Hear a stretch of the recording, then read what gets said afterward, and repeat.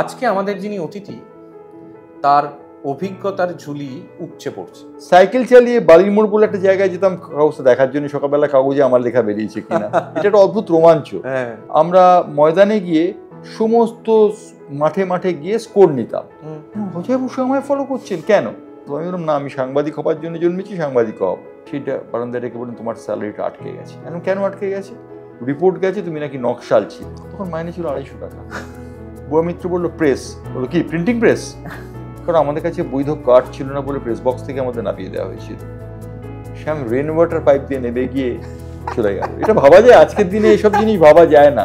যে হাবিব সই করছেন মোহনবাগানে, থঙ্গরাজ ইস্ট বেঙ্গলে সই করতে গেছেন, একই সময় দুজনে গেছে। রিপোর্ট করতে গিয়ে দেখলাম যে ডেড বডি নামানো হচ্ছে একের পর এক।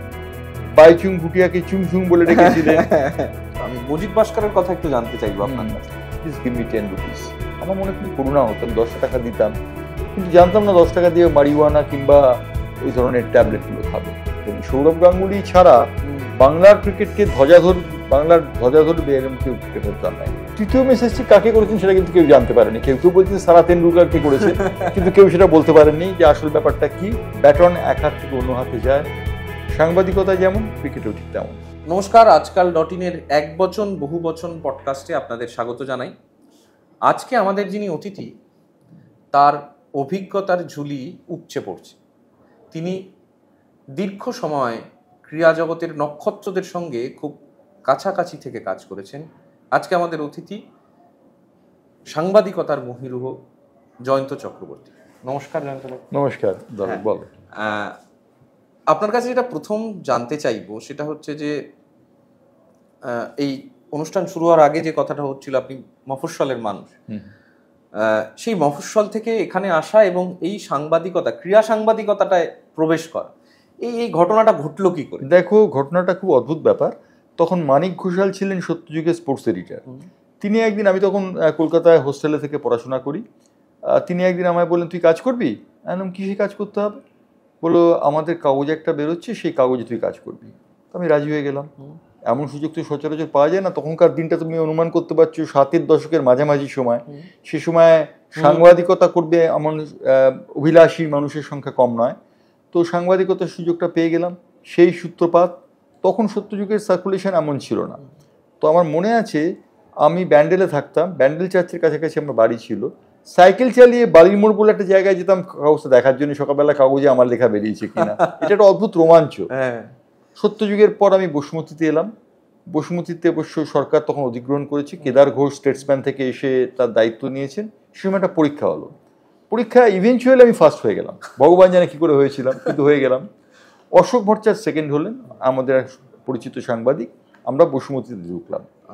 তো বসুমতীতে ঢোকার পর যখন বসুমতীতে কাজ করছি, একদিন আমি দেখছি যে তখন আমাদের একটা ব্যাপার ছিল, তখন কি আপনি ক্রীড়া সাংবাদিকতা করি, তখন হার্ডকোর ক্রীড়া সাংবাদিক। হঠাৎ আমি দেখি যে আমাদের তখন একটা নিয়ম ছিল, আমরা ময়দানে গিয়ে সমস্ত মাঠে মাঠে গিয়ে স্কোর নিতাম। অর্থাৎ স্কোর কার্ডটা দেখে স্কোরটা নিতাম, স্কোর বোর্ডটা দেখে বা খাতাটা দেখে স্কোরটা তুলে নিতাম এবং সেটা পরে বিনিময় করা হতো। আমি দেখি এক ভদ্রলোক, সুদর্শন চেহারা, ধুতি পাঞ্জাবি পরে আমাকে যেন ফলো করছেন। আমি যেখানে যাচ্ছি তার সঙ্গে দেখা হচ্ছে। তা আমি অবাক হয়ে গেলাম।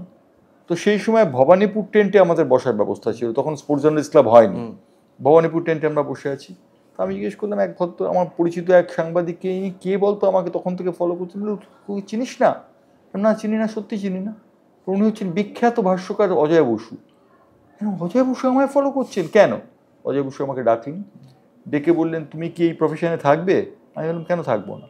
বললেন, না, তোমার কেরিয়ার সম্পর্কে আমি একটু খবর রাখি, তুমি ব্যাংকে চাকরি পেয়ে বা কোনো অধ্যাপনার জগতে চলে যাবে না তো? আমি বললাম, না, আমি সাংবাদিক হবার জন্য জন্মেছি, সাংবাদিক হব।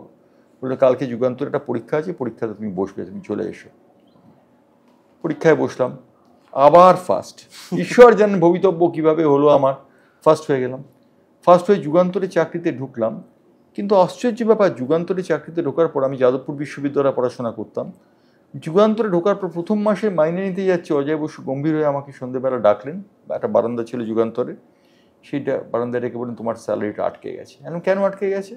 বলো, তুমি বুঝতেই তো পারছো, যুগান্তর কংগ্রেসীদের কাগজ, তোমার সম্বন্ধে একটা রিপোর্ট গেছে, তুমি নাকি নকশাল ছিলে। আচ্ছা। তো অজয়দা বললেন, তুমি একটা কাজ করতে পারো, তুমি আমার মাইনে থেকে প্রথম মাসের মাইনেটা নিয়ে নিতে পারো, তারপর তুমি আমাকে শোধ করে দেবে। অজয়দার একটা মহানুভবতা ছিল। তখন আমাদের অল্প বয়স, অভিমানে চোখে জল। কত টাকা মাইনে ছিল তখন? তখন মাইনে ছিল 250 টাকা, দেওয়া যায় না। তো অজয় বসু তখন 250 টাকা দিয়ে দিতে চাইলেন, রাজি হলাম না। রাজি না হয় অভিমানে চোখে জল এসে গেল, একদম কাজ করে যাব, কাজ করতে লাগলাম।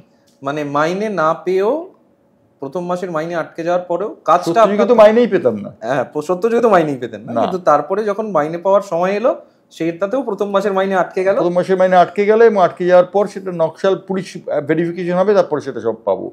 আচ্ছা, পুলিশ ভেরিফিকেশন হলো, 3 মাস বাদে আমি মাইনেটা পেয়ে গেলাম। 750 টাকা একসঙ্গে পেলাম। 750 টাকা মানে তখন প্রায় এখনকার দিনে 7.5 লক্ষ টাকা পাওয়ার মতো। তো আমি ফোন করলাম, আমার বন্ধু ছিল আনন্দবাজার, তখন ইউএনআইতে কাজ করতো, রূপক শাহ। রূপককে ফোন করে বললাম আমার ঝামেলা মিটে গেছে, আমি টাকা পেয়ে গেছি। তুই চলে আয়, এক্ষুনি চলে আয়।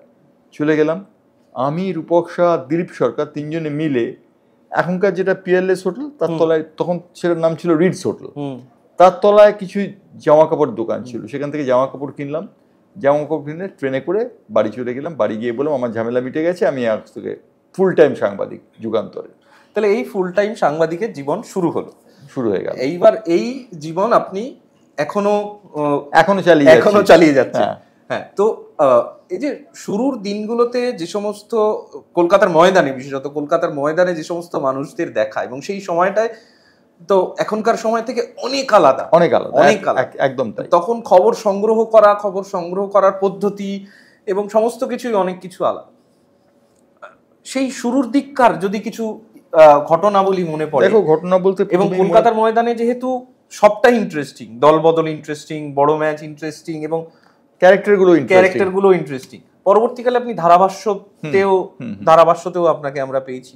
কিন্তু এই শুরুর দিককার সময়টায়, যখন শুরুর দিকে হয় না যে ময়দানে কেউ চেনে না, প্রথম গেছি, একটু ভেতরে ঢুকতে সময় লাগছে, প্রথম দিকে একটু অসুবিধা হয়েছিল। আমার মনে আছে ধীরেন দে তখন মোহনবাগানের সচিব। তো ধীরেন দে একদিন, বুয়া মিত্র বলে একজন সাংবাদিক ছিলেন, তার একজন কর্মকর্তা ছিলেন, তার সঙ্গে সাংবাদিক হিসেবে তার সঙ্গে টেন্টের বাইরে দাঁড়িয়ে কথা বলছি। ধীরেন দে আমার দিকে সন্দিগ্ধ দৃষ্টিতে তাকালেন, বললেন কে এটা, কে? বুয়া মিত্র বললো প্রেস। বললো কি, প্রিন্টিং প্রেস? অভিমান লেগে গেল। স্পোর্টস জার্নালিস্ট ক্লাবে তখন ছিল না, তখন ভবানীপুর তাবুতে রূপক শাহ এবং আমার বন্ধু দিলীপ সরকারকে বললাম, তারা বলে এত বড় কথা, একজন সাংবাদিককে প্রিন্টিং প্রেস বলেও ডাকা? আমরা যাবো, এক্ষুনি প্রতিবাদ জানাবো। সেই প্রতিবাদ জানানো শুরু হলো। সেই প্রতিবাদটা কিন্তু আজও চলেছে। কারণ আমার মনে আছে উদ্দালক আমাদের প্রেস বক্স থেকে নামিয়ে দেওয়া হয়েছিল, আমাকে এবং রূপককে, কারণ আমাদের কাছে বৈধ কার্ড ছিল না বলে প্রেস বক্স থেকে আমাদের নামিয়ে দেওয়া হয়েছিল। তো আমরা দুজনে মাঠের বাইরে চলে এসেছিলাম। মাঠের বাইরে চলে এসে আমাদের দুজনের তখন প্রতিজ্ঞা ছিল, একদিন এমন একটা হবে যেদিনটা আমরা ডেকে লোককে কার্ড দেব। এরকম ঘটনা কিন্তু হয়েছিল পরবর্তী পর্বে। আমি সেই সময় ওই 70-এর সময়টার তো একটা তো রাজনৈতিক পরিস্থিতি সেই সময় খুবই ছিল, তার মধ্যে সেই সময়ের কলকাতার ফুটবলের যে অবস্থাটা যেরকম ছিল, এবং সেই সময়কার তারকা, তাদের দল বদল, সেই রকম কয়েকটা ঘটনার কথা যদি আপনার কাছে। দেখো, প্রথমে বলতে হলে আমায় বলতে হবে সুরজিৎ সেনগুপ্তর কথা। সুরজিৎ সেনগুপ্ত আমার সঙ্গেই বড় হয়েছে, আমরা একই জায়গার মানুষ, ব্যান্ডেলের মানুষ। সুরজিৎ সেনগুপ্ত আজ প্রয়াত, কিন্তু সুরজিৎ সেনগুপ্ত সম্পর্কে বোধহয় কোনো কথাই যথেষ্ট নয়, শেষ কথা, কারণ এরকম শিল্পী ফুটবলার আমি দেখিনি। কিন্তু সুরজিৎ সেনগুপ্ত আমরা একটু করুণা করতাম। এই জন্যই করুণা করতাম, আমরা যখন কলকাতা মাঠে খেলা দেখতে আসছি, আমি এবং বন্ধুরা ব্যান্ডেল লোকাল ধরে 1:50 সুরজিৎ সেনগুপ্ত তখন একটা কিটব্যাক নিয়ে রবার্ট হাডসনে খেলার জন্য যেত। আমি এটা লেখাতে লিখেওছিলাম সেই কথা। তখন সুরজিৎকে দেখে বলতাম, এই তো 4th ডিভিশনের প্লেয়ার, এই যাচ্ছে 4th ডিভিশনে দেখতে, আমরা যাচ্ছি 1st ডিভিশনে খেলা দেখতে। আর তখন জানতাম না কদিন বাদে 1st ডিভিশনের ম্যাচে তার খেলা দেখার জন্য আমরা সারিবদ্ধ হব। সেই সুরজিৎ সেনগুপ্তের একটা গল্প বলি। সুরজিৎ সেনগুপ্ত তখন ইস্ট বেঙ্গলে খেলে। একদিন আমাকে ডেকে বললো, আজ বড় মনটা খারাপ। আমি, মনটা খারাপ কেন? বললো, আজ একটা অদ্ভুত ঘটনা ঘটলো জয়ন্ত, তোকে কি বলবো, ঘটনাটা খুব অদ্ভুত। আমি, কি অদ্ভুত? বললো, প্রত্যেক দিন আমরা যখন ইস্ট বেঙ্গল ক্লাব মাঠে নামে, এক ভদ্রলোক সাইকেলে ক্রিং বেল দিয়ে দরজা ধাক্কান এবং দরজাটা খুলে দেওয়া হয়, তিনি ঢোকেন। তিনি হচ্ছেন ইস্ট বেঙ্গলের 5 সাপোর্টার, কালীঘাট থেকে আসতেন, সাইকেল চালিয়ে আসতেন। তো একদিন, যেদিন সুরজিৎ গল্পটা বলছে, সেদিনকার ম্যাচে ভদ্রলোক এলেন না। তা ইস্ট বেঙ্গলের খেলোয়াড়দের এবং সুরজিতের মনে একটা ধন্দ হলো, সাইকেলের ক্রিঙ্কিং বেল না শুনে মাঠে নামলাম। যাই হোক, সেই ম্যাচটা জিতে গেছিলেন। হাফ টাইমের সময় সুরজিৎরা যখন ফিরছেন, তখন দেখেন ভদ্রলোক ঢুকছেন, চোখ রক্তবর্ণ চোখ। ভদ্রলোককে দেখি সুরজিৎ বলে, কি দেরি হয়ে গেল? ভদ্রলোক বললেন পোলাটারে শ্মশানে পুরাই আইলাম। ভাবা যায় না কলকাতার ফুটবলের এমন একটা মোহ যে ছেলেকে শ্মশানে দাহ করে সুরজিৎ সেনগুপ্ত আমাদের গল্প বলছেন যে সেখানে সেই ভদ্রলোক এসছেন এবং সেই ভদ্রলোক কিন্তু ইস্ট বেঙ্গলের স্টান্স সাপোর্টার। বলতে মানে এইরকম ইতিহাস, মানে কলকাতা ফুটবল সেই কারণেই হয়তো এত যুগের পরে কলকাতার ফুটবল সেই জন্য উন্মাদনা। তবে 70-80 দশকে যেটা ছিল সেটা কিন্তু এখন ছিল না। 70-80 দশকে মানে আমরা যেটা পরবর্তীকালে বিভিন্ন জায়গায় পড়েছি বা করেছি, যে সেই সময় দলবদল নিয়ে খুব একটা ঝামেলা, দলবদল নিয়ে যে কি হতো সেটা তুলনা করা যায় না। মানে আমি এরকম কোথাও পড়েছি যে এই দল থেকে কাউকে হয়তো সই করাতে হবে, রাত্রিবেলা একটা গাড়ি গিয়ে তাকে তুলে নিয়ে ক্লাব। রোমহর্ষক ঘটনা। আমার একটা দলবদলের ঘটনা সম্পর্কে বলি। আমি 1976 সালে 75 সালে যুগান্তরে এসেছিলাম। 76 সালে পাটনা ন্যাশনাল কভার করতে আমাকে পাঠানো হয়েছিল যুগান্তরের পক্ষে পাটনাতে। সেই পাটনাতে শ্যাম থাপাকে নিয়ে তখন প্রচণ্ড টানাটানি চলছে মোহনবাগান ইস্ট বেঙ্গলে।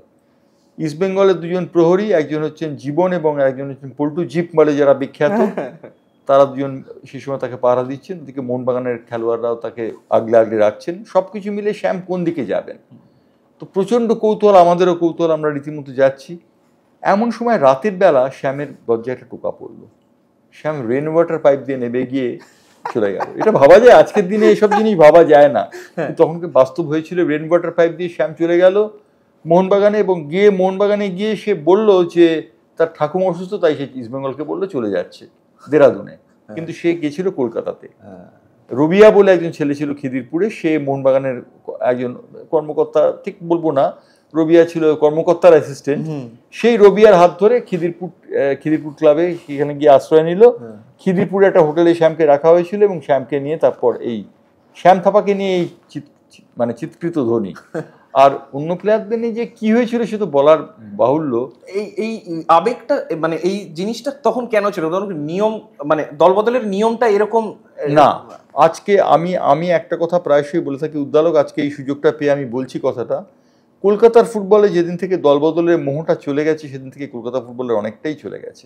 আমরা গল্প শুনেছি আইএফএ অফিসে সেই সময় শৈশাবুত হতো, সুদারকেন স্ট্রিট মানে প্রফুল্ল সরকার স্ট্রিটে।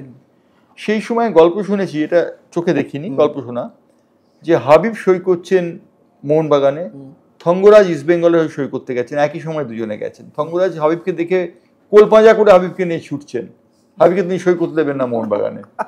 এবং এই দৃশ্য যারা দেখেছেন অগ্রজ সাংবাদিকরা, তারা আমাদের গল্প বলেছেন।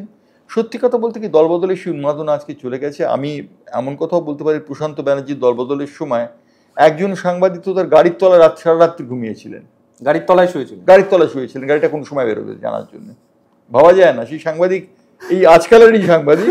এবং আজকাল 1980 সালে যখন এলো কাগজের বাজারে, তখন আমাদের কিন্তু প্রচন্ড প্রতিদ্বন্দ্বিতার সামনে পড়তে হয়েছে। হ্যাঁ, মানে আজকালের তো খেলা প্রচন্ড পপুলার, এবং আজকাল প্রত্যেকে খেলোয়াড়দের হাঁড়ির খবর দিত। সেই হাঁড়ির খবরের সঙ্গে পাল্লা দেওয়া আমাদের পক্ষে সম্ভব ছিল না, আমাদের লোকবল কম ছিল, আজকালের লোকবলটা বেশি ছিল, সেই জন্য তারা হাঁড়ির খবরটা দিতে পারতো। ইডেনে শেষ ফুটবল কবে হয়েছিল? ইডেনে শেষ ফুটবল যেটা হয়েছে 90-এর দশকে শেষ ফুটবল হয়েছে। 1980 সালের 16ই আগস্টে, তুমি জানো ইডেনে একটা, এই ঘটনাটা আমি একটু জানতে চাইবো, যে মানে এই ঘটনাটা অত্যন্ত দুর্ভাগ্যজনক ঘটনা। সেদিন কিন্তু আমি দূরদর্শনে তখন নতুন ধারাভাষ্য দিচ্ছি, তখন আমি, প্রসূন চৌধুরী এবং সনদ শেঠ তিনজনই ধারাভাষ্য দিচ্ছিলাম। সনদ শেঠ এক্সপার্ট হিসেবে ছিলেন, প্রসূন চৌধুরী ছিলেন তখনকার দিনের বিখ্যাত ভাষ্যকার, এবং আমি নবীন ভাষ্যকার হিসেবে আমি ছিলাম। আমরা কিন্তু বুঝতে পারিনি গ্যালারিতে যে ওরকম একটা গন্ডগোল হচ্ছে, বুঝতে পারিনি। যেই খেলাটা শেষ মাসি বাজলো, আমার তো সাংবাদিক সুলভ একটা সত্তা ছিল, রিপোর্টার সুলভ। আমি রিপোর্ট করার জন্য মাঠের মধ্যে নেমে গেলাম, তখন যুগান্তরে রিপোর্ট করি। রিপোর্ট করতে গিয়ে দেখলাম যে ডেড বডি নামানো হচ্ছে একের পর এক। সেটা দেখে খুব অদ্ভুত লেগেছিল। এসএসকেএম হাসপাতালে ছুটে গেলাম। এসএসকেএম হাসপাতালের রেসিডেন্ট সার্জন ছিলেন চঞ্চল সেনগুপ্ত, তিনি আমার পূর্ব পরিচিত। তিনি আমাকে ডেকে বললেন, দেখো ফুটবল কী করেছে। দেখি 16টা প্রাণ তরতাজা বডিগুলো শুয়ে রয়েছে। মানিকতলা বস্তির ছেলে ছিল বেশিরভাগ, তাদের দেখে মনে হচ্ছিল সব যেন ঘুমোচ্ছে। আসলে সেদিন এমন একটা ঘটনা ঘটেছিল, যেটা হয়ে গেছিল সেটা হচ্ছে যে সুধীন চ্যাটার্জি বিদেশ বসু এবং দিলীপ পালিতের একটা ফাউল হয়। দিলীপ পালিত বিদেশ বসুকে আটকাবার জন্য ফাউলটা করেন, বিদেশ বসু রিটালিয়েট করেন। সেই সময় তারপর নাকি গ্যালারিতে গন্ডগোল শুরু হয়, কিন্তু আসল ঘটনাটা তা না। আসল ঘটনাটা হচ্ছিল পশ্চিমবঙ্গ সরকারের ক্রীড়া দপ্তরের একটা ভুল ছিল।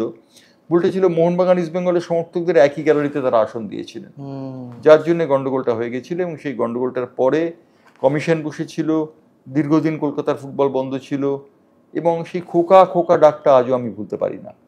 অর্থাৎ এক সন্তান হারানো পিতা তার সেই আরতি খোকাকে তিনি খুঁজছেন। পরবর্তীকালে মান্না দে একটা গান করেছিলেন, খোকা দেখতে যাবে সেই খেলা ফুটবল খেলা, খেলা ফুটবল খেলা। সেইটা একটা খুব অদ্ভুত কালো অধ্যায় সেই সময়টায়।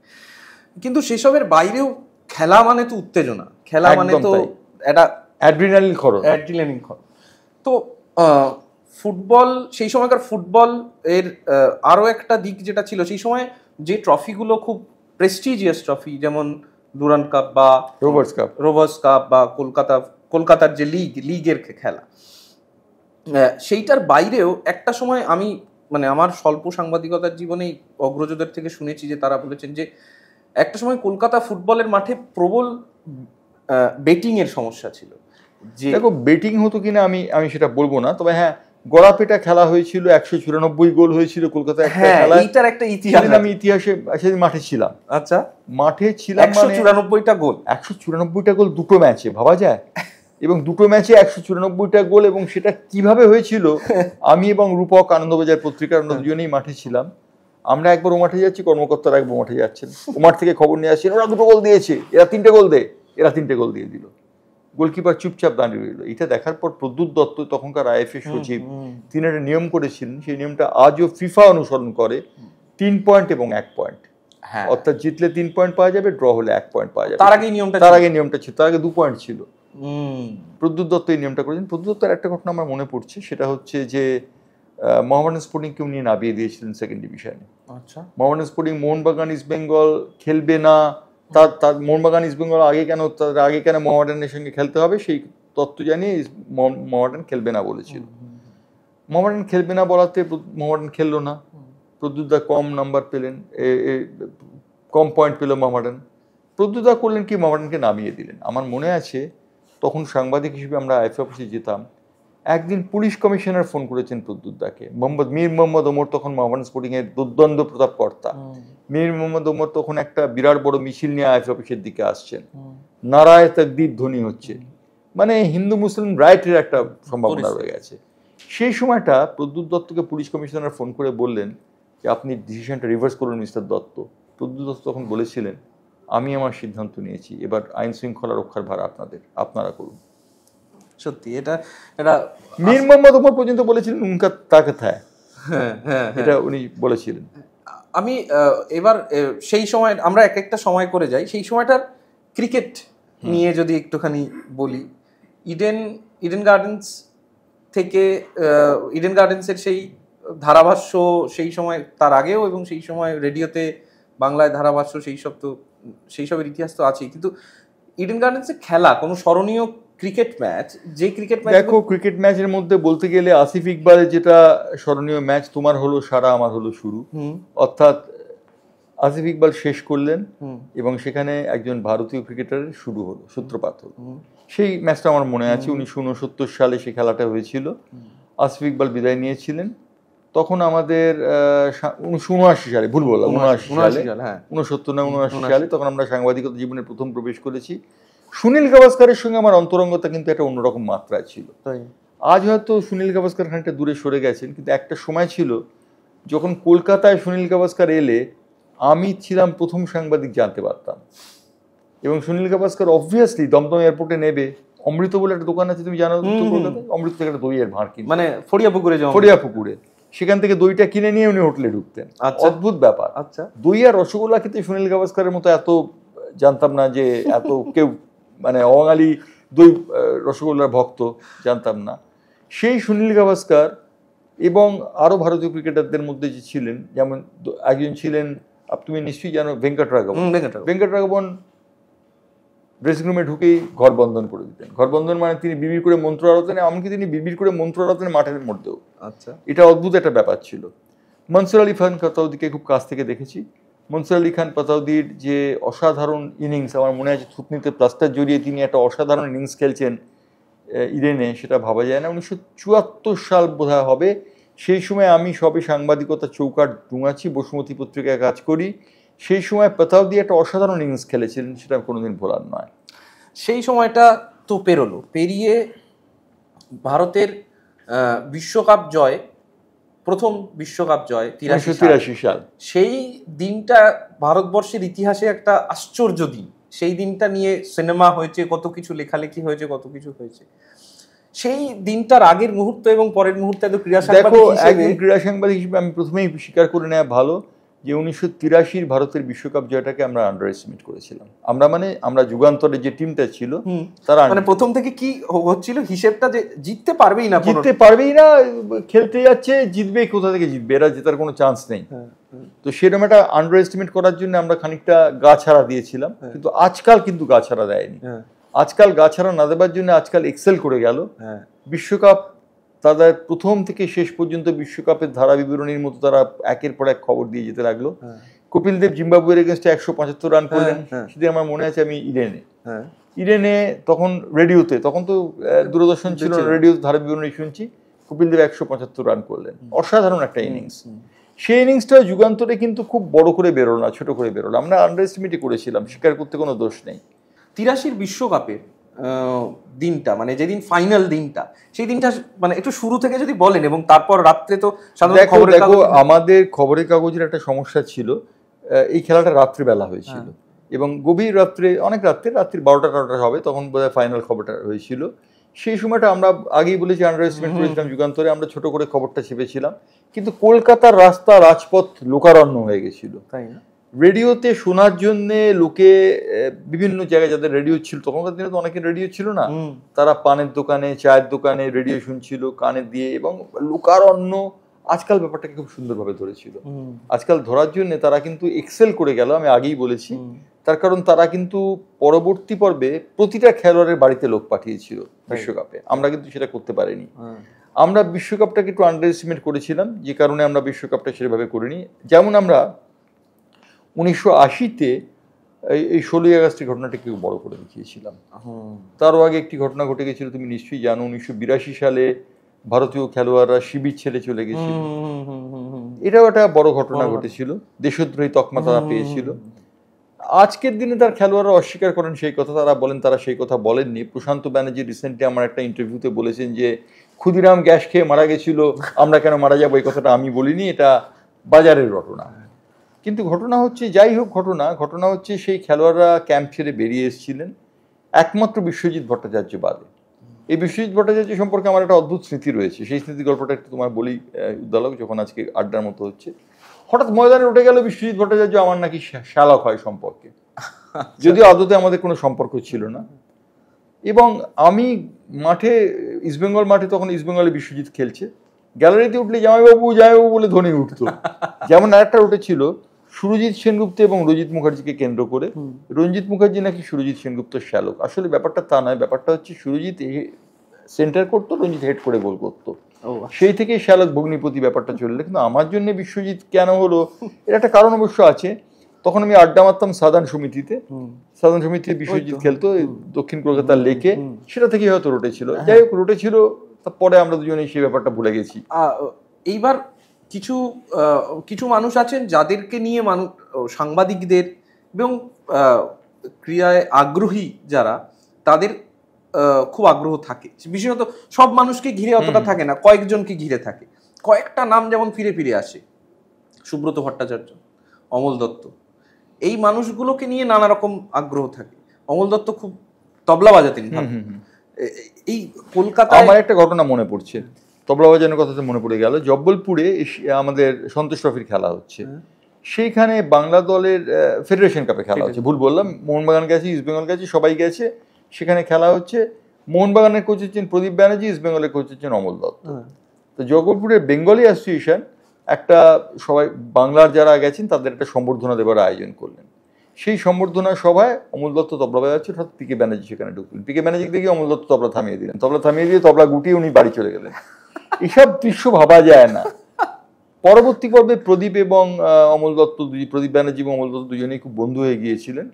দুজনের স্ত্রীর নামই ছিল, একটু জানিয়ে রাখি, দুজনের স্ত্রীর নামই ছিল আরতি। আচ্ছা, সেই কারণে হয়তো দুজনের মধ্যে বন্ধুত্বটা নিবিড় হয়েছিল। পরবর্তী পর্বে প্রদীপ ব্যানার্জি অমল দত্তকে, অমল দত্ত প্রদীপ ব্যানার্জিকে সেরকম ভাবে ঠাট্টাই আর কি করতেন না। যেটা তারা করেছিলেন ডায়মন্ড ম্যাচ, তোমার নিশ্চয়ই মনে আছে, ডায়মন্ড ম্যাচে বাইচুং ভুটিয়াকে চুং চুং বলে ডেকেছিলেন, শশাকে শশা বলে ডেকেছিলেন, সোসো বিখ্যাত খেলোয়াড় ছিলেন, তাকে শশা বলে ডেকেছিলেন, কিন্তু সেটা ডেকেছিলেন স্ট্র্যাটেজি অনুযায়ী। কিন্তু আমি তার আগে এই ডায়মন্ড ম্যাচের ফেজের আগে একটু আমি মজিদ ভাস্করের কথা একটু জানতে চাইবো আপনার কাছ থেকে। মজিদ ভাস্করের সঙ্গে আমার সত্যি সখ্যতা ছিল। কলকাতা ফুটবল মাঠে বন্ধু বলতে যাদের বোঝায়, আমি সুব্রত ভট্টাচার্যের খুব ঘনিষ্ঠ বন্ধু ছিলাম, মজিদ ভাস্করের খুব ঘনিষ্ঠ ছিলাম। মজিদের জীবনটা খুব বিতর্কিত এই কারণে, মজিদ ভাস্করের সঙ্গে আমার প্রথম আলাপ ইস্ট বেঙ্গলের এক কর্মকর্তার মাধ্যমে। তখন আনন্দবাজার পত্রিকায় মজিদ ভাস্করদের আয়কর দপ্তর নিয়ে একটা লেখা বেরিয়েছিল, তার কাউন্টার করার জন্য উনি আমাকে বললেন তুমি মজিদ এবং জামশেদের সাথে কথা বলো। তাই মজিদ এবং জামশেদের সাথে কথা বললাম। নটরাজ বিল্ডিং ওদের বাড়ি ছিল পার্ক স্ট্রিটে, সেখানে কথা বলতে গেলাম। তোমায় কি বলবো উদ্ধারক, মজিদ থেকে ছুরি দিয়ে একটা আপেল কাটছিলেন। আমার দেখে মনে হয়েছিল, আমার লেখা শুরু হয়েছিল তাই দেখে মনে হয়েছিল গ্রিক দেবতা অ্যাপোলো বসে আছেন, এত সুন্দর তার চেহারা, ধর্মেন্দ্রের মতন একটা চেহারা। সেই মজিদ ভাস্করের সঙ্গে ঘনিষ্ঠতা হলো, আমার লেখাটা বেরোবার ঘনিষ্ঠতা হলো। সেই ঘনিষ্ঠতার পর মজিদ ভাস্করের সঙ্গে প্রচণ্ড অন্তরঙ্গতা হলো। অন্তরঙ্গতা কিভাবে হলো তোমায় বলি। মজিদ ভাস্কর সেই সময় একটি ঘটনায় জড়িয়ে পড়েছিলেন। মজিদ ভাস্কর যে ঘটনায় জড়িয়ে পড়েছিলেন, অনিল ভট্টাচার্য সেই সময় একজন বিখ্যাত দুধের সাংবাদিক ছিলেন যুগান্তরে। তিনি একদিন বললেন তোদের আজকে আমি স্পোর্টস ডিপার্টমেন্টকে 5 গোল দেবো। আমি কি করে 5 গোল দেবেন? দেবো, তুই আয় না আজকে আমার সঙ্গে, চল রাত্রিবেলা বাড়িতে বলে দে তুই আর যাবি না, আজকে আমার সঙ্গে থাকবি। আমি বললাম ঠিক আছে থাকবো, থেকে গেলাম। অনিলদা আমাকে নিয়ে গেলেন মসজিদ বাড়ি স্ট্রিটে। মসজিদ বাড়ি স্ট্রিট মানে কলকাতার কুখ্যাত, যেন একটা কুখ্যাত পল্লী। সেখানে খানিকটা বাদ দেখি পুলিশ গেল, পুলিশ গিয়ে একটা সুদর্শন যুবককে বের করে আনলো, সেই যুবকটি মজিদ ভাস্কর। আমি সেটা লিখেছিলাম কাগজে।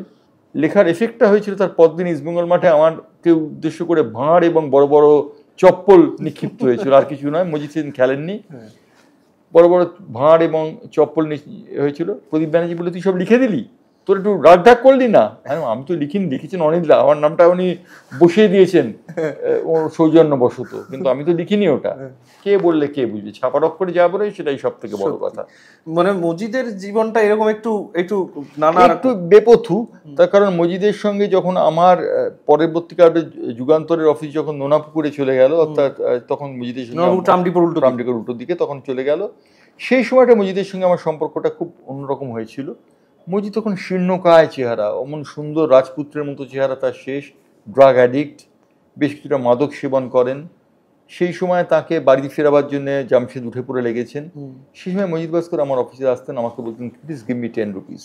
আমার মনে খুব করুণা হতো, আমি 10 টাকা দিতাম, কিন্তু জানতাম না 10 টাকা দিয়ে মারিওয়ানা কিংবা ওই ধরনের ট্যাবলেটগুলো খাবে।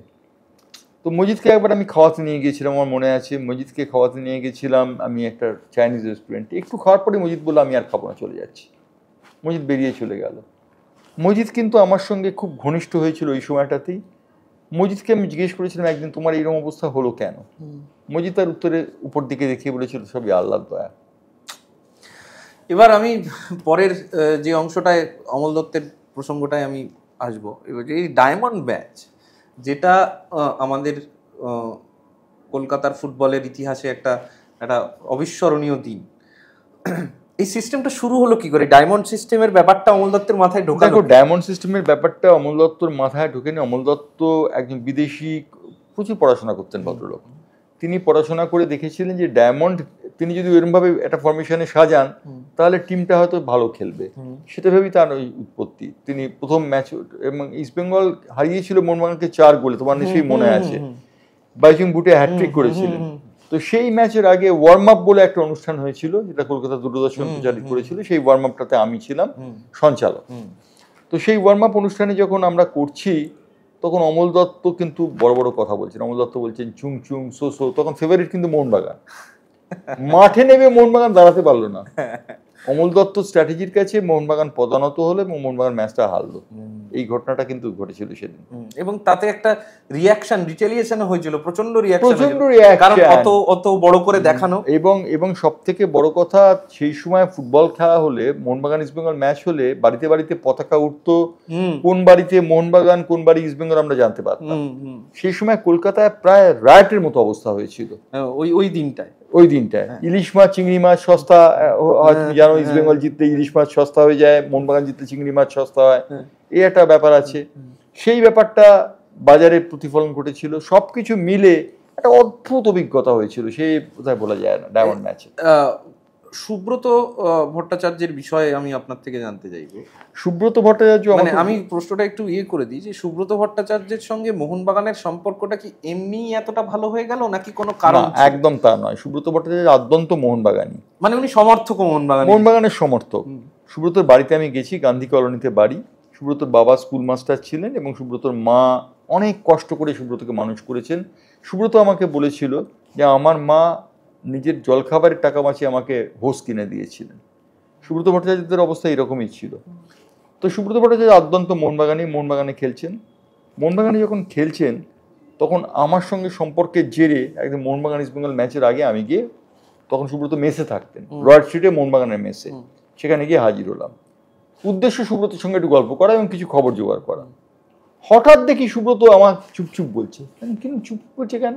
দেখি হাবিব এসে আমাকে লিটারালি সেদিন আমাকে মেস থেকে বার করে দিলেন এবং বললেন যে বড় ম্যাচের আগে তুমি আর এসো না, বড় ম্যাচের আগে আমি চাই না আমার খেলোয়াড়রা কোনো খেলোয়াড়ের সঙ্গে কথা বলুক। আর এই সুব্রত এই হাবিবের ভয় রেন ওয়াটার পাইপ বেয়ে রাত্রিবেলা বাড়ি, সুব্রতের বহেমিয়ান টাইপের ছিল, সুব্রত রাত্রিবেলা 9টা-10টায় ফিরতো, কিন্তু হাবিবের কড়া নিয়ম ছিল মেসে যারা থাকবে তাদের 7টার মধ্যে ফিরতে হবে। সুব্রত সেই নিয়মটা কোনোদিনই মানেননি। না মেনে তিনি এতটাই ভয় পেতেন, তিনি রাত্রিবেলা ওই রেন ওয়াটার পাইপ দিয়ে উঠতেন। সুব্রত ভট্টাচার্য কোচ হিসেবেও সাফল্য পেয়েছে এবং যে সাফল্যটা সেই সময় অনেকেই ছুঁতে পারেনি। সেই যে সুব্রত ভট্টাচার্যের খেলোয়াড় জীবনের পরে যে কোচিং জীবন, সেই কোচিং জীবনের যে সাফল্য, দেখো কোচিং জীবনটা সুব্রতকে আমি একবার জিজ্ঞেস করেছিলাম যে সুব্রত তুমি সারা জীবন মোহনবাগানে খেললে, ইস্ট বেঙ্গলে কেন কোচিং করলে? আর কোনোদিন আরেকটা প্রশ্ন আমি জিজ্ঞেস করি, সুব্রত ভট্টাচার্য কোনোদিন ইস্ট বেঙ্গল কোনো প্রস্তাব দিয়েছিল? না, ইস্ট বেঙ্গলকে প্রস্তাব দিয়েছিল অবশ্যই। শান্ত মিত্রর অফিসে সুব্রত ভট্টাচার্যের সঙ্গে ইস্ট বেঙ্গলের প্রায় পাকা হয়ে গেছিল, কিন্তু সেখানেও সে একই ব্যাপার। ওল্ড কোস্ট হাউস স্ট্রিটে শান্ত মিত্রের অফিস ছিল তখন, সেখান থেকে সুব্রত ভট্টাচার্য পিছনে দরজা দিয়ে চলে গেলেন, পালিয়ে গেলেন, লিটারালি পালিয়ে গেলেন। সুব্রত ভট্টাচার্যকে মোহনবাগান বারবার, ইস্ট বেঙ্গল বারবার প্রস্তাব দিয়েছে, চুনি গোস্বামীকে বারবার প্রস্তাব দিয়েছে, প্রত্যেকবার তারা প্রত্যাখ্যান করেছেন। কেন করেছেন সেটা ঈশ্বর জানেন। তবে দুজনেই আদ্যন্ত মোহনবাগানই, মোহনবাগান তাদের রক্তে। সুব্রত একটা কথা বলে থাকে আমাকে, এখনো সেদিন কদিন আগে ওর সঙ্গে দেখা হলো, বলে আমার হাতটা কেটে দিলে এখনো সবুজ মেরুন রক্ত বেরোবে, জানিস? এখনকার কর্তারা কি জানে? কিছুই জানে না, আমার সম্পর্কে কিছুই জানে না। হ্যাঁ, সুব্রত ভট্টাচার্যের প্রসঙ্গটা ফিরে, ফুটবলের প্রসঙ্গটা ফিরে এবার আমরা ক্রিকেটের দিকে আসি। কলকাতার বাঙালির ক্রিকেট বললে একজনের নাম সবার উপরে আসে, তিনি সৌরভ গাঙ্গুলী, বেহালার রাজপুত্র। তার যে ভারতীয় দলে যাওয়া এবং লড়াই করা, একটা দীর্ঘ প্রথম টেস্ট খেলার পর অনেক দিন না আবার সুযোগ না পাওয়া, তারপর ফিরে আসা, তারপর লর্ডসের সেই ঐতিহাসিক ইনিংস, তাকে শুরুর দিনগুলোতে কিরকম দেখেছিলেন? দেখো, সৌরভকে আমি খুব ছোটবেলা থেকে চিনি। সৌরভ যখন স্কুলে পড়ে সেই সময় থেকে সৌরভকে চিনি। সৌরভ চণ্ডীদাস গাঙ্গুলি অর্থাৎ তার বাবা, তার হাত ধরে মাঠে আসতেন এবং তিনি কিন্তু ফুটবল খেলতেন, আদ্যন্ত ফুটবল প্রেমী। এবং এই জন্য প্রশান্ত ব্যানার্জির একটা বইয়ের উদ্বোধনে সৌরভ গাঙ্গুলি গিয়েছিলেন। সেখানে আমি প্রশ্ন করেছিলাম, সৌরভ গাঙ্গুলি যদি ক্রিকেটার না হয়ে আজকে কি ফুটবলার সৌরভ গাঙ্গুলিকে পাওয়া যেত? সৌরভ গাঙ্গুলি বলে এসব কথা বলে লাভ কি, এখন কি আর সময় আছে? ফুটবল খেলারও সময় নেই, ক্রিকেট খেলারও সময় নেই। তো যাই হোক, এই সৌরভ গাঙ্গুলিকে খুব ছোটবেলা থেকে দেখেছি। সৌরভ গাঙ্গুলি আদতে ফুটবলার ছিলেন, কিন্তু ফুটবলার হলে তার বাড়িতে তিনি একদিন প্রচণ্ড জ্বরে পড়েছিলেন। ফুটবল খেলে এসে বৃষ্টি ভেজা মাঠে খেলা, কাদায় মেখে জ্বরে পড়েছিলেন। তার মা নিরূপা বৌদি আমরা বলতাম, নিরূপা গঙ্গোপাধ্যায়, তিনি সৌরভকে আর ফুটবল খেলা দেখতে দেননি, ফুটবল খেলায় মাঠে দিতে দেননি। না দিতে চেয়ে তিনি করলেন কি, তার বাবাকে বললেন, তার বাবা ছিলেন একজন কর্মকর্তা সিআইবির, সচ্চিদানন্দ চ্যাটার্জি, কেলোদা বলে আমরা জানতাম। কেলোদাকে বললেন যে বাবা তুমি একটু সৌরভকে নিয়ে ডগলাস মাঠে প্র্যাকটিস করাও না। সৌরভ প্র্যাকটিস শুরু করলো, সেই প্র্যাকটিস শুরু করলো, বাঁহাতে অসাধারণ খেলা এবং স্নেহাশীর জিনিসপত্র ব্যবহার করতো, সব কিছু মিলে সৌরভ ক্রিকেটার হয়ে গেল। সৌরভ যখন প্রথম দিকে একবার সুযোগ পাওয়ার পর দীর্ঘদিন সুযোগ পাচ্ছে না, তারপরে যখন ফেরতার সুযোগ পেল, ওই সিরিজটা করে ওই লর্ডসের ওই ঐতিহাসিক ইনিংস খেলে যখন ফিরে এলো, তারপরে সৌরভের সঙ্গে যখন কথা হলো আপনার, কি সৌরভ কি বলেছিল? দেখো, সৌরভের সাথে আমার বহু বিষয় নিয়ে কথা হয়েছে, সব কথা প্রকাশ্যে বলা যাবে না। সৌরভের একটা কথা না বলে পাচ্ছি না, টনটনে সৌরভ একটা অসাধারণ ইনিংস মনে আছে, অসাধারণ ইনিংস, ছক্কার পর ছক্কা মেরেছে। তো আমি তখন বিশ্বকাপ কভার করছি, টনটনে সম্ভবত শ্রীলঙ্কার বিরুদ্ধে চামিন্ডা ব্যাসকে মেরে পরপর ছক্কা মারছিল। সেই সময় সৌরভ একটা, আমার হঠাৎ দেখে মনে হয়েছিল প্রেস বক্স থেকে যে সৌরভ হয়তো এলবিডব্লিউ আউট হয়েছে, কিন্তু এলবিডব্লিউ আউটটা বোধহয় সঠিক ছিল না। তো আমার আর শ্যামসুন্দর ঘোষ স্টেটসম্যানের আমাদের একটা সন্দেহ হলো, আমি তখন সৌরভকে টেলিফোন করলাম। অধিকাংশ খেলোয়াড় হলে কি বলতো যে হ্যাঁ আমি প্লাম এলবি ছিলাম, ওটা বোধহয় আম্পায়ার বেনিফিট অফ ডাউট দিয়েছে, ভুল করেছে আম্পায়ার। সৌরভ কি বললো না আমি প্লাম এলবি ছিলাম, আম্পায়ার কোনো ভুল করেনি, যা দিয়েছে সিদ্ধান্ত কারেক্ট হয়েছে। এটা সৌরভ বলেই সম্ভব। আর যখন শুনি সৌরভ রাজনীতিতে যাবে বলে বিরাট হইচই হচ্ছে, এবং রাজনীতিতে যাবে বলে এক পক্ষ তাকে সৌরভকে গালাগাল করছে, অন্য পক্ষ সৌরভকে হয়তো বা স্তুতি করছে বা গালাগাল যাই হোক করছে, আমার খুব অবাক লাগে। হ্যাঁ, সৌরভ গাঙ্গুলির অধিনায়ক হওয়া, ভারতীয় দলের অধিনায়ক হওয়া, এবং ভারতীয় দলকে আপনি যেভাবে ইন্ডিয়ান ক্রিকেটকে দেখেছেন, আজহারউদ্দিন তার আগে অধিনায়ক হয়েছে, নানা রকম অধিনায়কত্বের একটা কি বলবো, এটা ট্রায়াল অ্যান্ড এরর চলেছে, তার মধ্যে সৌরভ গাঙ্গুলির গিয়ে পড়া, এবং সৌরভ গাঙ্গুলির সময় থেকে ভারতীয় ক্রিকেটের একটা পরিবর্তন হওয়া, এটা পরবর্তীকালে সেই সময়কার যে দলের যারা গুরুত্বপূর্ণ সদস্য তারকার মধ্যে উঠে এসেছিলেন, সবাই এক বাক্যে বলেছেন, সেটা বীরেন্দ্র সেহবাগ হতে পারেন, মোহাম্মদ কাইফ হতে পারেন, যুবরাজ সিং, সবাই বলেছেন। এই মোড় ঘোরানোর যেটা আপনি খুব সামনে থেকে দেখলেন, সৌরভের মধ্যে এই জেদটা কিভাবে এলো, কিভাবে? দেখো, সৌরভ এমনই একজন খেলোয়াড়, তার জেদটা ছোটবেলা থেকেই ছিল। আমাদের সেই সময় একটা খেলা হতো, CAB presidents 11 versus Calcutta sports journalist club. তা আমি ক্যালকাটা স্পোর্টস জার্নালিস্ট ক্লাবের খেলোয়াড় ছিলাম। আমার মনে আছে শৈলেন ঘোষ বলে একজন কর্মকর্তা ছিলেন সিএবি একাদশে, তিনি 25 রান করতেই তাকে টাকার মালা পরিয়ে দেওয়া হয়েছিল। সৌরভ সেই সিএবি একাদশের হয়ে খেলছিলেন। সৌরভ বললেন this is not cricket, this is not cricket, অস্ফুটে বললেন। আমার সেটা এখনো কানে বাজে, এবং তখনই বুঝেছিলাম সৌরভ কতটা সিরিয়াস। যদিও সৌরভের হওয়ার পর আপনার সাথে কথা হয়েছিল, উনি যখন নির্বাচিত হলেন, অনেকবার হয়েছে। সৌরভ যখন ক্যাপ্টেন হলো, তখন ভারতীয় দলের খুব একটা ভালো দশা নয়। সৌরভ ক্যাপ্টেন হলো, সৌরভ ক্যাপ্টেনের দলটাকে আমূল পরিবর্তন করে দিল। তার আগে ভারতীয় দল ড্রয়ের জন্য খেলতো, সৌরভ কিন্তু আগ্রাসী মানবিকতা নিয়ে জন রাইট এলেন, এবং জন রাইট এলেন, এবং সৌরভ তখন অসাধারণভাবে ভারতীয় দলটিকে মোল্ড করছে। সেই সময় আমার একটা ছোট্ট কাজ রয়েছে, সেটা হচ্ছে সৌরভ গাঙ্গুলিকে নিয়ে আমি তখন একটা ধারাবাহিক লিখেছিলাম যে মহারাজকেই ক্যাপ্টেন করা হোক। মহারাজ ক্যাপ্টেন হওয়ার আগেই সেই ঘটনাটা, আমি জানি না সেটা কোনো কাজ করেছিল কিনা, কারণ বাংলা কাগজ তো আর বড় জায়গায় যায় না, যেটা নির্বাচকরা থাকেন সেখানে যায় না। কিন্তু সৌরভ গাঙ্গুলির হয়তো বা একটা যেটাকে বলা যেতে পারে রামচন্দ্রের সেতুবন্ধের মতো কাঠবেড়ালি ভূমিকা পালন করেছিলাম। সৌরভ গাঙ্গুলি ক্যাপ্টেন হবার পর একটা কথাই বলেছিল আমাকে কিছু করে দেখাতে হবে, এবং সৌরভ কিন্তু করে দেখিয়েছিল, এটা অস্বীকার করা যাবে না। সৌরভের সঙ্গে গ্রেগ চ্যাপেলের কি সমস্যা হয়েছিল? দেখো, সৌরভের সঙ্গে গ্রেগ চ্যাপেলের যে সমস্যাটা, সেটা হচ্ছে personality clash, absolutely personality clash. এ বলে আমায় দেখ, ও বলে আমায় দেখ, এরকম একটা অবস্থা ছিল। সৌরভ গঙ্গোপাধ্যায় এমন একজন ক্রিকেটার যার সম্পর্কে আমি এখনই বলতে পারি, এখনো সৌরভ কিন্তু আপোষহীন ক্রিকেটার। সৌরভ কোনো কিছুর সঙ্গে আপোষ করতে চান না।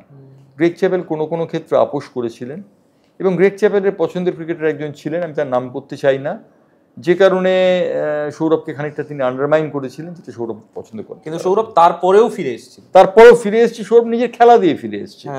এই যে অসাধারণ অনমনীয় মানসিকতা, আমার মনে আছে 1992 সালে সৌরভকে, তোমার নিশ্চয়ই মনে আছে যে একটা সফরে নিয়ে যাওয়া হয়েছিল, যেখানে জল বহন করতে অস্বীকার করে তাকে দল থেকে বাদ দেওয়া হলো। তারপর 1996 সালে লর্ডসের মাঠে সেঞ্চুরি, অসাধারণ ভূমিকা, রাহুল দ্রাবিড় এবং সৌরভ গাঙ্গুলির সেঞ্চুরি। সৌরভ ভারতীয় দলের পক্ষে একটা ভালো বিজ্ঞাপন এই বিষয়ে বলে দেওয়ার কোনো অপেক্ষা রাখে না। আমি এবার আস্তে আস্তে তারপরের দিকে আসছি। সৌরভের পরবর্তী সময়ে ভারতীয় ক্রিকেট, ফুটবলটা আসবো তার আগে, ভারতীয় ক্রিকেট যে খাতে বয়ে গেছে, বা যে খাতে বইছে, সম্প্রতি আরো একটা প্রজন্ম থেকে যেন এই এই ইংল্যান্ডের সিরিজটা যেন একটা নতুন প্রজন্মের হাতে একদম আবার একটা প্রজন্মান্তরে পৌঁছলো ভারতীয় ক্রিকেট। এই যে এই গোটা যাত্রাটায় সৌরভের পর থেকে বাঙালি ক্রিকেটার বা বাঙালি ক্রিকেটারের উপস্থিতি অত জোরালো নয়। দেখো, বাঙালি ক্রিকেটারের উপস্থিতি জোরালো নয় সে বিষয়ে কোনো সন্দেহ নেই। আমরা দেখেছি রাজু মুখার্জিকে, আমরা দেখেছি গোপাল বসুকে, তারা যেভাবে সিরিয়াসলি ক্রিকেটটা খেলতেন সেই ক্রিকেটটা কিন্তু এখনকার ছেলেরা খেলে না। এবং অন্যান্য প্রদেশ অনেক বেশি এগিয়ে যাওয়াতে বাংলা খানিকটা পিছিয়ে পড়েছে, এই বিষয়ে বলে দেবার কোনো অপেক্ষা রাখে না। যার জন্য সেটা মনে হয় তার কারণ হচ্ছে বাংলায় ক্রিকেটটা খেলা হয় সিজনাল, সারা বছর ধরে ক্রিকেট খেলা হয় না, বর্ষার কারণে এবং বেশ কিছু জলকাদার মাটির কারণে, যেটা কিন্তু অন্যান্য প্রদেশে হয়। এবং অনেক খেলোয়াড় উঠে আসে, এক ঝাঁক খেলোয়াড় উঠে আসে। মুম্বাই তার জন্য সব থেকে বড় উদাহরণ।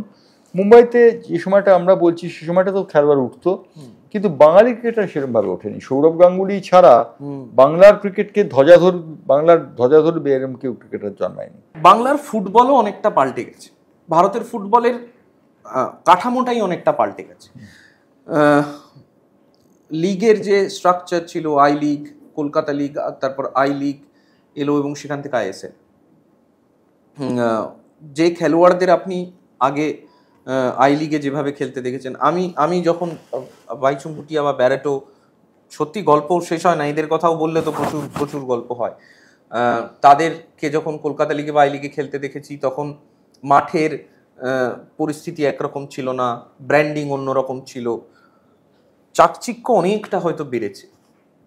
কিন্তু ফুটবলের যে মান, ফুটবল পরিকাঠামোর যে মান, সেটা কি সেই পরিমাণ উন্নত হয়েছে?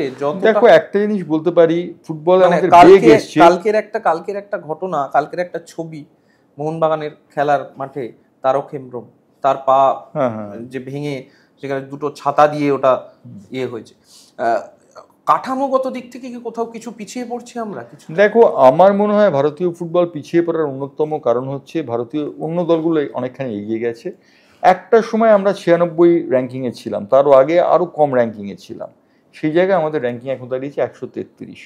আমাদের পরে ছিল উজবেকিস্তান এবং জর্ডান ছিল 110 নম্বর, উজবেকিস্তান ছিল 98 নম্বরে। তারা বিশ্বকাপ খেলছে, আমরা খেলতে পারছি না। 1962 সালে আমরা যদি দেখি, তাহলে ভারতীয় দল গোল্ড পেয়েছিল এশিয়ান গেমসে। তারপর থেকে ভারতীয় ফুটবলের ডিক্লাইনেশন শুরু হয়। এবং 70-80 দশকে ভারতীয় দল যে উচ্চতায় উঠেছিল, এক ঝাঁক বাঙালি ফুটবলার ছিল। এখন বাঙালি ফুটবলার কোথায়? এখন বিদেশি নির্ভর বেশিরভাগ হয়ে গেছে। আমি বিদেশিরা আসায় কোনো রকম দ্বিধা করছি না, কিন্তু বিদেশিদের সঙ্গে স্বদেশি খেলোয়াড়দের তো তুলতে হবে। আর যে বিদেশিরা আছে তাদের মান কেমন, যে কোচরা আসছেন তাদের মান কেমন, সেটা তো বিচার করার অবকাশ রয়েছে।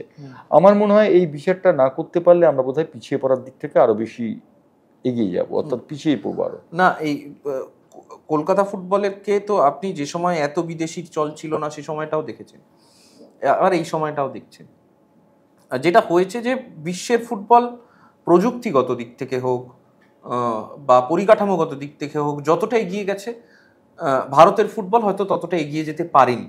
সেই কারণে কি পিছিয়ে পড়াটা অন্যতম? দেখো, সেটা সবসময় কারণ নয়। কারণ হচ্ছে ঐকান্তিকতার অভাব এবং খেলোয়াড়দের একটা স্টারডাম। এই যে 70-80 দশকে খেলোয়াড়রা ছিল, বাংলা দলে যে সমস্ত খেলোয়াড়রা ছিল যারা ভারতীয় দলে জার্সি গায়ে দিয়েছে, সেই ঝাঁকে ঝাঁকে প্রতিভাটা খানিকটা কমে গেছে। দ্বিতীয় কথা হচ্ছে স্কাউটিংয়ের অভাবে এই জন্য বলছি যে খেলোয়াড় খোঁজার, প্রতিভা খুঁজে ব্যাপারটি অনেকখানি কমে গেছে। একটা সময় ছিল অচ্যুত ব্যানার্জি থেকে অরুণ সিনহা থেকে খোকন, পাগলা খোকন বলে আমরা যাকে বলতাম দক্ষিণ কলকাতায়, সেই খোকন, বসু মল্লিক, এরা সবাই খেলোয়াড় খুঁজতেন। কালিদাস মুখার্জি ছিলেন খড়দায়। জেলা মানে বাইচুং ভুটিয়া বোধহয় প্রথম ওরকম বাইরে থেকে এসেছিলেন যিনি একজন, মানে বাইচুং ভুটিয়াকে কিভাবে স্পট করা হয়েছিল সেসব? বাইচুং ভুটিয়াকে স্পট করেছিলেন ভাস্কর গাঙ্গুলি এবং সুরজিৎ সেনগুপ্ত। ওরা গেছিলেন স্টেট ব্যাংকের একটা প্রকল্প নিয়ে সিকিমে। সেখানে দেখেন একটি বাচ্চা ছেলে খুব ভালো খেলছে, তারা তখন বাইচুং ভুটিয়াকে তুলে আনেন এবং বাইচুং ভুটিয়াকে কলকাতার মাঠে সংস্থাপিত করেন, এবং সেটাই হচ্ছে বাইচুং ভুটিয়ার প্রথম আবির্ভাব। যেমন চিমাকে মহিদুল ইসলাম প্রথম দেখেছিলেন বিশাখ টুর্নামেন্টে ভাইজাগে, সেখানে দেখে তিনি চিমাকে তুলে এনেছিলেন। এই চিমার সঙ্গেও আমার সম্পর্ক কিন্তু খুব ভালো ছিল। আচ্ছা, যেমন চিমা, একটা মনে আছে, চিমাকে নিয়ে আমি একবার একটা ফিচার করেছিলাম আমার সংবাদ প্রতিদিনে। সেই ফিচারে চিমাকে নিয়ে আমাকে যেতে হয়েছিল পার্ক স্ট্রিটের রেস্টুরেন্টে। সেই রেস্টুরেন্টে গিয়ে চিমা পরদিন থেকে সেই চিমনি স্যুপ খাবার জন্য প্রত্যেকদিন চিমা সেখানে হাজির হতেন। অদ্ভুত ব্যাপার। হ্যাঁ দাদা, আপনি বলছেন যে এই স্পট করা, এই স্কাউটিং করা, এইটা বোধহয় কিছুটা কমে গেছে। অনেকটাই কমে গেছে। স্কাউটিং কারা করবে? স্কাউটরা নেই এই মুহূর্তে, অচ্যুত ব্যানার্জি নেই এই মুহূর্তে, অরুণ সিনহা নেই এই মুহূর্তে, নেই কালিদাস মুখার্জিরা। স্পটাররা অনেকখানি কমে গেছে, যার জন্য আর একটা জিনিস হয়েছে, সেটা হচ্ছে আন্ডার হাইট ফুটবল টুর্নামেন্টগুলো কমে গেছে। এই যে ছেলেগুলো উঠে আসবে, বেশিরভাগ ছেলে কোথা থেকে উঠতো? জেলা ফুটবল দিক থেকে উঠতো। জেলা ফুটবলটা এখন প্রায় শেষ হয়ে গেছে। আমার সময় মনে আছে চুচুড়াতে দক্ষিণ 24 পরগনা, তখন তো ইউনাইটেড 24 পরগনা বনাম হুগলির খেলা হতো, কাতারে কাতারে মানুষ যেত। সেই জিনিসটা নষ্ট হয়ে গেছে। ফুটবলটা খানিকটা ফিরিয়ে আনছে আবার উত্তর 24 পরগনা, কিন্তু ফিরিয়ে আনলেও সেই জায়গাটা তারা যেতে পারছে না। তুমি দেখো ভালো করে যদি লক্ষ্য করো, সুব্রত ভট্টাচার্য, চিন্ময় চ্যাটার্জি, ভাস্কর গাঙ্গুলি, মনোরঞ্জন ভট্টাচার্য, এরা সবাই জেলার ফুটবলার। অশোকলাল ব্যানার্জি, এরা সবাই জেলার ফুটবলার, উত্তর 24 পরগনার ফুটবলার। এই ফুটবলার উঠে যাওয়াটা একটা খুব কঠিন ব্যাপার, খারাপ ব্যাপার। আজকে যখন কথা বলছি তখনই একটা জেলা ফুটবল নিয়ে সভা আছে আজকে। সুতরাং আশা করছি জেলা ফুটবল থেকে আবার আইএফএ নজর দেবে এবং তারা যে স্পন্সর পেয়েছে তারাও নজর দেবে এবং নতুন খেলার উঠে আসবে। আইএসএল এসে আইএসএল এর অনেক বেশি বাণিজ্যিক, অনেক বেশি কি বলবো, অনেক বেশি চাকচিক্য বেশি, সেটা করে কি আদতে কোনো লাভ হচ্ছে না? দেখো, আমাদের ফুটবলে বেগ এসছে কিন্তু চলে গেছে আবেগ। এই আবেগটা চলে যাওয়াটা বড় ভয়ঙ্কর ব্যাপার। এই আবেগ যদি চলে যায় তাহলে কিন্তু ফুটবল কেন, যে কোনো খেলাতেই খানিকটা পিছন দিকে চলে যেতে হয়। ভারতীয় ফুটবলে ঠিক সেই অবস্থা হয়েছে। ভারতীয় ফুটবলকে নিয়ে আজকে আর আবেগ নেই। আজকে ভারতীয় ফুটবল কি, আজকে মোহনবাগান জিতলে পেত্রাতোস গোল করলো না কামিন্স গোল করলো তাই নিয়ে আমরা মাথা কামাই, কিন্তু একটা সময় ছিল যখন আমরা মাথা কামাতাম ঘরোয়া ফুটবলারদের নিয়ে। সেই ঘরোয়া ফুটবলারদের নিয়ে মাথা কামানোটা যেদিন থেকে বন্ধ হয়েছে সেদিন থেকে কিন্তু সব নষ্ট হয়ে গেছে। আমার মনে আছে, উদাহরণ তোমাকে একটা ছোট্ট গল্প বলি। সমরেশ চৌধুরী বলে একজন খেলোয়াড় ছিলেন, তোমার নিশ্চয়ই মনে আছে। সমরেশ চৌধুরী বড় ম্যাচের দিন তিনি আমিনিয়া রেস্টুরেন্টে খেতেন, বিরিয়ানি খেতেন। বিরিয়ানি খেয়ে চটি ফটো করতে করতে দর্শকদের সঙ্গে মাঠের দিকে যেতেন। দর্শকরা বলতো, কীভাবে পিন্টুদা আপনি মাঠে যাচ্ছেন এত দেরিতে? যাচ্ছি, খেলবো তাই জন্য যাচ্ছি। গেলেন, পিকে ব্যানার্জি তাকে বললেন, পিন্টু তুমি এখন এলে, আপনার কি প্রয়োজন? গোল করেন তো, গোল হাম করিয়ে দেবো। এবং পিন্টুদা কিন্তু গোল করতেন। এই যে অদ্ভুত অধ্যাবসায়টা ছিল, এটা কিন্তু ভাবার না। বিরিয়ানি খেয়ে এখন বোধহয় আর কেউ ফুটবল খেলতে পারে না। এখন নতুন নিয়ম হয়ে গেছে এবং নতুন নিয়ম অনুযায়ী খেলোয়াড়দের খাওয়া দাওয়া, এটা ভালো, একদিক থেকে ভালো। কারণ আমি বিশ্ব ফুটবল দেখেছি, বিশ্ব ফুটবলেও এই জিনিসটা অবলম্বন করা হয়। আমার 3টে বিশ্বকাপ হয়ে গেছে। 3টে বিশ্বকাপে আমি দেখেছি যে কিভাবে খেলোয়াড়দের তৈরি করা হয়। খেলোয়াড় তৈরির একটা ব্যাপার রয়েছে, কর্মকর্তাদেরও ব্যাপার রয়েছে, সবকিছু মিলে একটা প্যাকেজ। এই প্যাকেজটার বড় অভাব ভারতীয় ফুটবলে। এবার একটু ক্রিকেটের প্রসঙ্গে, বর্তমান ক্রিকেটের প্রসঙ্গেও আসি। সেটা হচ্ছে যে এই যে T20, বোধহয় আপনারা সাংবাদিকতা জীবনের শুরুতে কোনোদিন ভাবেননি এরকম ক্রিকেট হতে পারে। ইনস্ট্যান্ট ক্রিকেট দেখতে পাবেন, এরকম হতে পারে। আবার কোথাও কোথাও কথা উঠছে এবার টেস্টে 5 দিন কমিয়ে 3 দিন করে দেওয়া হতে পারে। এবং খেলা দেখতে দেখতে বোঝা যাচ্ছে যে যারা আইপিএল খেলছেন বা যারা বছরের বেশিরভাগ সময়টা এরকম কম সময়ের ক্রিকেট খেলেন, কম ওভারের ক্রিকেট খেলেন, তারা যে শট অফ স্ট্যাম্পের বাইরের যে বলটা হয়তো রাহুল দ্রাবিড় কোনোদিন মারতেন না, সেই বলটায় তার ব্যাটটা চলে যাচ্ছে। এইটা কি কোথাও গিয়ে টেস্টের এবং টেস্ট ক্রিকেটের যে ধ্রুপদী আনা, যে ক্লাসিক্যাল, যে রাজকীয় একটা ব্যাপার, সেইটা চলে যাওয়া কি ক্রিকেটের পক্ষে কিছুটা? দেখো, আমি ওল্ড স্কুলের লোক, আমি বলি যে টেস্ট ক্রিকেটটা হচ্ছে ধ্রুপদী ক্রিকেট। তুমি একটু ধ্রুপদী আনা বললে, একদম সঠিক কথা। ধ্রুপদী ক্রিকেট হচ্ছে টেস্ট ক্রিকেট। আর আইপিএল বা T20 যেগুলো খেলা হয় সেখানে এমন মারা হয় যেগুলো মানে অর্থোডক্স ভাবাই যায় না। বেসবলের মতো কিছু, বেসবলের মতো খেলা হচ্ছে। এটা ক্রিকেট নয়, দিস ইজ নট ক্রিকেট। আমি বলতে পারি ক্রিকেট মানে হচ্ছে সেই ক্রিকেট যেখানে জামার আস্তিন গুটিয়ে পড়া হবে না, যেখানে সাদা ফ্ল্যানেল পরা হবে, লাল বলে খেলা হবে। এখন তো সাইড স্ক্রিন হয়ে যাচ্ছে, সাইড স্ক্রিন সাদা কালো বল। এটা কি বাঞ্ছনীয়? সাদা বল এটা কি বাঞ্ছনীয়? এটা বাঞ্ছনীয় নয়। পিঙ্ক বলে ক্রিকেট, এটা কি বাঞ্ছনীয়? এটা বাঞ্ছনীয় নয়। আমার মনে হয় ধ্রুপদী ক্রিকেটটা ফিরিয়ে আনা খুব বেশি দরকার। মানে তাতে কি যারা খেলোয়াড় তাদের মানসিকতার দিক থেকে বা তাদের মানে কি বলবো, তারা তৈরি কি আরো বেশি টেস্ট ক্রিকেটের জন্য হতে পারে ক্রিকেটের পক্ষে? দেখো, একটা জিনিস আমি বলতে পারি, সেটা হচ্ছে আইপিএল বেশি খেলার জন্যে যে কোনো দলের খেলোয়াড়দের একটা একটা অভ্যাস হয়ে গেছে অফ স্ট্যাম্পের বাইরের বলে খোঁচা দেওয়া। তুমি লক্ষ্য করে দেখেছো বেশিরভাগ ক্রিকেটার আউট হচ্ছিল অফ স্ট্যাম্পের বাইরের বলে খোঁচা দিয়ে। এই ব্যাপারটা কিন্তু বাঞ্ছনীয় নয়। ক্রিকেটে যারা ধ্রুপদী ক্রিকেট খেলবেন তারা কখনো অফ স্ট্যাম্পের বাইরের বলে ছেড়ে দেবেন, তারা খেলবেন না। আমার মনে হয় টেস্ট ক্রিকেট বেঁচে থাকবে, আলটিমেটলি ফিরে যেতে হবে ইনস্ট্যান্ট ক্রিকেট থেকে টেস্ট ক্রিকেটে। টেস্ট ক্রিকেট হচ্ছে আসল ক্রিকেট এবং সেই ক্রিকেটই থাকবে, বাকি সব নষ্ট হয়ে যাবে। আমি এবার আপনার অভিজ্ঞতার অনেকটা শুনলাম, এবার শুধু আমি জিজ্ঞেস করি যে আপনি মিস করেন সেই সময়টা, মানে যে সময়টায় আপনি নিয়মিত ধারাভাষ্য দিচ্ছেন বা আপনি নিয়মিত ময়দানে যাতায়াত করছেন, সেই সময়টায় যেরকম ময়দানটা ছিল, এখনো আপনি ময়দানে যাচ্ছেন, কিন্তু এই দুটোর মধ্যে তুলনা করে সেই সময় ময়দানটাকে আপনি মিস করেন? দেখো, সেই সময় ময়দানটাকে তো মিস করি বটেই, কিন্তু একটা জিনিস আমি বলি সব সময় যে এই প্রজন্মের যারা সাংবাদিক তাদের মধ্যে জ্ঞান প্রচুর, কিন্তু লেগ ওয়ার্কটা খুব কম। লেগ ওয়ার্ক না করলে আজকাল মোবাইল ফোন এসে যাওয়ার পর সাংবাদিকরা মোবাইল ফোনে তাদের কাজটি সেরে নেন, যার ফলে আই টু আই কন্ট্যাক্টটা খুব কম হয়। আমরা যারা ওল্ড স্কুলের লোক আমরা মনে করি যে লেগ ওয়ার্ক সাংবাদিকের সব থেকে বড় কাজ, এবং একজন সাংবাদিকের সোর্স মেনটেন করাটা সব থেকে বড় কাজ। সোর্স যদি মেনটেন করতে না পারা যায় তাহলে কোনো সাংবাদিক বড় হতে পারেন না। হ্যাঁ, মিস করি, নিঃসন্দেহে মিস করি। সেই উন্মাদনা কোথায় গেল, সেই উন্মাদনা কোথায় হারিয়ে গেল। টুটু বসু যেখানে আমাকে বলছেন, আমার মনে আছে খাস খবর বলে তখন একটা মোহনবাগান ইস্ট বেঙ্গল ম্যাচ ছিল, সেখানে টুটু বসু একটা কথা বলেছেন বাঙালদের সম্পর্কে, বাঙাল ঘটির লড়াই, বাঙালদের সম্পর্কে কথা বলেছেন। রাতের বেলা তখন আমি প্রতিদিনের স্পোর্টস এডিটর আমাকে ফোন করে বলছেন যে খাস খবরে আমার কথাটা পুরোটাই দেখিয়ে দিয়েছে, আমার বাড়িতে ঢুকতে দিচ্ছে না, শাশুড়ি ঢুকতে দিচ্ছে না, শাশুড়ি বাঙাল ঘরের মেয়ে, শাশুড়ি ঢুকতে দিচ্ছে, তুই একটুখানি কাগজে লিখে দিত যে আমি ওটা লোককে তাতাবার জন্য বলেছিলাম। এই যে ব্যাপারটা, এটা চলে গেছে। এটা চলে যাওয়াটা কিন্তু ফুটবল ক্রিকেট সব দিক থেকেই ভারতের ক্ষতি। এবং কর্মকর্তাদের সেই বর্ণময় কর্মকর্তারা এবং তাদের আবেগ এটার সঙ্গে জড়িয়ে, এইগুলো সত্যি এগুলো সত্যি খুব অসাধারণ ব্যাপার। আমার খুব কষ্ট লাগে। আমার মনে আছে একটা কথা, তুমি গল্প কথা বলছিলে, আমার মনে আছে রবীন্দ্র সদনে একটা অনুষ্ঠান হয়েছিল সংবাদ প্রতিদিনের পক্ষে। সেখানে ইউরিনালে একটা কিউবিকেলে টুটু বসু ঢুকেছেন, একটা কিউবিকেলে পল্টু দাস ঢুকেছেন।